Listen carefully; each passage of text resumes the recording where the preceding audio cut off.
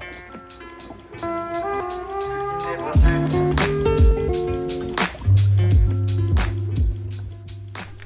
everyone and welcome back to another video ng channel ko. I'm going to share to you guys 4 books that I would recommend for every 20 years old out there. If you're currently just turned 20 or kung 20 to 29 ka at the moment, I would highly recommend for you to read these books because so far these books are very much life-changing para sa akin. And you probably heard one of these books on my previous vlog before, pero kung bago ka dito, hi, ako nga pala si Cheska. I'm 21 years old at the moment. I'm turning 22 in 2 months.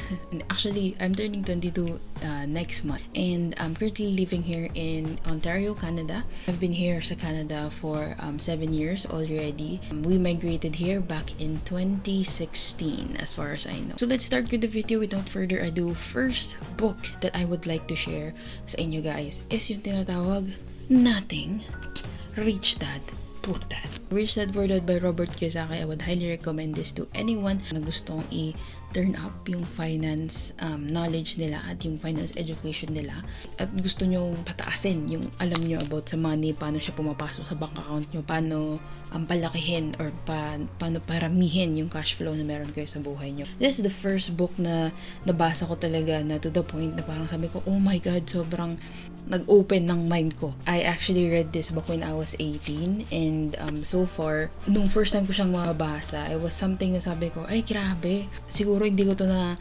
basa tong libro na to, I wouldn't really be where I am with my finances right now, especially nung nag-migrate ako dito sa Canada. Kasi very different siya of course, and I've never really experienced handling my own money ever since, diba? So this has been very helpful. And if you're, of course, if you're 20 right now and you would really like to take care of your finances right away, diba? I would highly recommend this book. And if I can read you one quote from this book, I would find you one.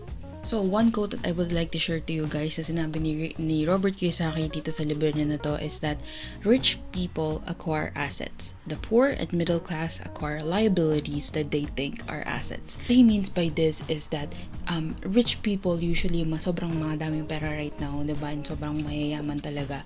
They tend to acquire things and they tend to buy things that will make them more money.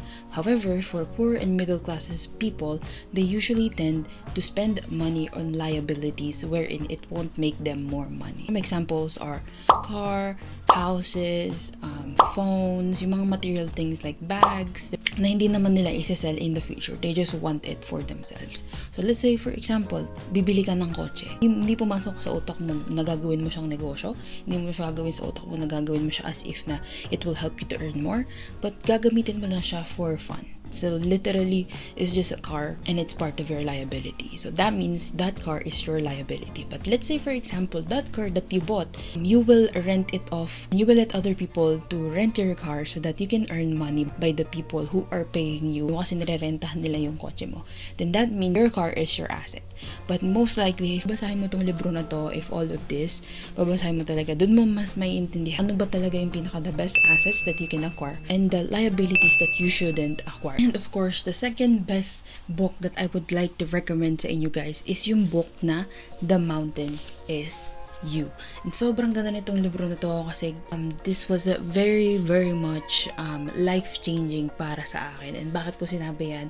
Dahil itong libro na to, tulungan niya ako talaga to actually get over most of my self-sabotaging thoughts. And what I mean by that is yung mga thoughts na parang you limit yourself on the things that kayang-kaya mo naman talagang gawin, on the things na parang sa tingin mo na parang hindi mo siya kaya. This book is actually talking to you, kaya mo siya and how you get over it. There are so many thoughts that are probably going into your mind right now. Sabihin natin 20 years old ka, 21 ka, 25, 27, and you're going through your midlife crisis. I would highly recommend this book if you're the type of person who's such an overthinker. You overthink a lot of things. Sabihin natin for example, you overthink of what will happen in the future. You overthink of what the past could have contributed to who you are right now. That's why nililimit mo yung sarili mo on what you can actually do for your present self or for your futures. This is the type of book that I would highly recommend for you if you're the type of person na sobrang overthinker and you tend to be lost in your own mind, be lost in your own thoughts. So this is the type of that book that I would highly recommend sa inyo guys. So The Mountain Is You. I would like, gusto ko itong i-share sa inyo kasi probably if you're the type of person na sobrang nag-worry ka palagi about the future or sobrang nag-worry ka about a lot of things, sabi dito, worrying is the weakest defense system. Worrying excessively is not a malfunction. You are not of lesser character because you can't just stop and enjoy life. Worrying is a subconscious defense mechanism. It's what we do when we care about something so much we're equally terrified that it could hurt us, so we prepare to fight for it. What is the exact opposite of your fear? That's what you want. That's what you want so much that you'd go to the ends of your sanity to defend it. There's nothing wrong with you for thinking this way, but there's also nothing wrong with you for being ready to move in a new direction. Reality is that worrying does not protect us in the way that we think it might. We cannot beat fear to the finish line. Worrying sensitizes us to an infinity of negative possible outcomes. It shifts our mindset to expect, seek out, and create a worst-case scenario. Had we not premeditated this fear so excessively, we wouldn't be as impacted were they to actually happen. We'd see the situation for what it is and respond accordingly. So this is a very good passage that I want to share to you guys, because most of the time we worry about something because we care too much of what it can bring to us. And one of the best example actually is the future. If you're currently in your 20s and you're very much worried that, sabihin natin, of course, syempre hindi pa tayo 30s, and you're very much worried that you still don't have a house, you still don't have an apartment, you still don't have a car, you still don't have a lot of savings, you still don't have the income na gusto mo, diba? So if you're in the type of worrying state, then that's probably one of the things that you need to actually hear right now, is that worrying is just a defense mechanism that we have right now in our minds because we care about. In that case, that's the future. And at the same time, what's the opposite side of fear? The opposite side of fear is what you want. That's why you worry about it. I highly recommend talaga guys for you to read this book if you haven't done so. And the third book that I would like to share sa inyo guys is yung librong The Purpose Driven Life by Rick Warren. This book is actually very much related siya to God. Very much related siya to Christianity.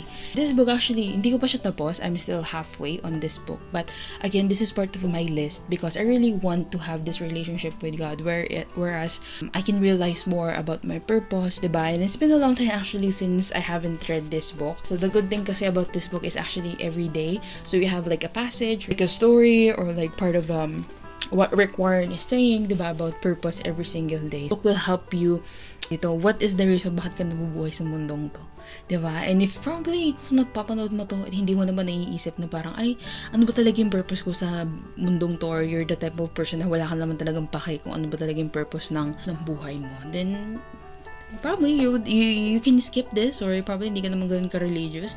But at the same time, even though this actually relates to a lot of things about God and what He had planned for us, this is also something that I would highly recommend for people na kahit hindi man sila doesn't have like religious beliefs. I would still highly recommend to read this book. He also has like a YouTube video that I can link down below where as he talk about this book, and I would highly recommend na basahin nyo din siya. So I would read the passage para sa inyo guys so that you can feel ano ba yung kayang ibigay ng librong to.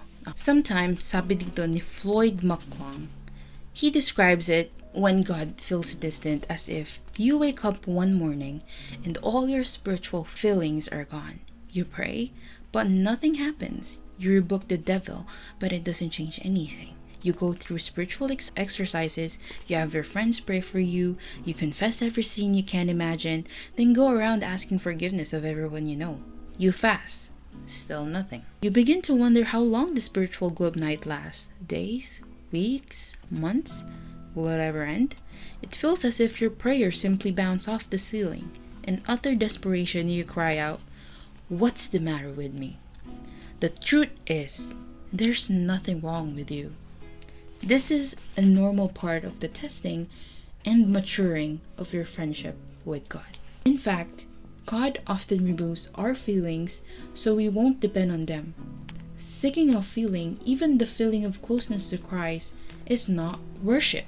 The situations that will stretch your faith most will be those times when life falls apart and God is nowhere to be found. Tell God exactly how you feel.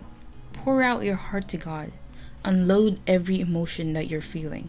Never doubt in the dark what God told you in the light. Those are the types of passages that you can read from this book, The Purpose-Driven Life. And sobrang impactful niya, diba? Just for me reading it, actually, nafe-feel ko siya at the same time. Which is very much, if you actually read those words out loud, instead of just like silently reading it, it has a different impact, especially kahit sa akin. At kahit na basa ko na yung part na yon, it still lingers sa akin every time na binabasa ko siya. I feel like nagkakaroon ako ng goosebumps at the moment. And lastly, this is another candidate from Brianna Wiest, the 101 Essays That Will Change the Way You Think. And again, this is another book that I haven't finished yet. As you can see, may bookmark pa siya. I'm still at the hindi pa naman very beginning, but almost half of this book already. But I would highly recommend this book if you would like to have like a pastime book. You're in a state wherein you want to change how you think, you want to change your perspective. Every time na binabasa ko itong libro na to, yung binabasa ko, sakto siya kung ano yung worry ko or kung ano yung iniisip ko at the moment. You just want like a quick read or something. And every single chapter actually have a very different lengths. So if you're in the type of chapter na sobrang mahaba, you can divide it in half naman if you'd like. Moderness You is about self-sabotage and how you can solve all those thoughts that lingers in your mind. Then this is the type of book naman that will change your perspective on a lot of things. So I would read you guys a passage then from this book so that you can feel as well kung ano yung kayang ibigay ng libro na to. To, perfect to for people who are probably going through midlife crisis. Then ito yung part ng libro that I would recommend sa'yo. So this chapter is called Read This If You Don't Know What You're Doing With Your Life. So if you ask any young adult what their primary stressor in life is, it's likely something that relates to uncertainty. If you were to boil it down to a sentence, it would be something along the lines of, I don't know what I'm doing with my life. Nobody, not one of us knows what we're doing with our lives. We can't summarize the big picture, not yet. We don't know what we'll be doing in 5 years, and pretending that we can predict that isn't being responsible or ambitious. It's cutting ourselves off from living according to our inner navigation systems, as opposed to the narrative we once thought would be right. You owe nothing to your younger self. You are not responsible for being the person you once thought you'd be, but you do owe something to the adult you are today. And that's only the first page of that first chapter. So if you'd like to know more ano man yung content after nung part na yon, then buy this book or read it on an ebook and read chapter 15. So this is the fourth book that I would recommend sa inyo guys, which is 101 Essays That Will Change the Way You Think by Brianna Wiest. Diba? So yung sa libro na yun, 101 Essays That Will Change the Way You Think, that's the fourth book that I would recommend sa inyo guys. Diba? But again, sabi nga dun sa last line ng libro na yun, you do owe, ano yun? Kalimutan ko na agad. But you do owe something to the adult you are today. Kung nagustuhan mo yung last line na yun, make sure to subscribe to this channel and of course, like this video if nagustuhan mo tong video na to so far. And comment down below kung ano yung mga sa tingin mo, the type of book that you would like to read right now and kailangan mo talagang sahin right now. Thank you for watching and I'll see you on the next vlog. Bye! Bye! Peace out!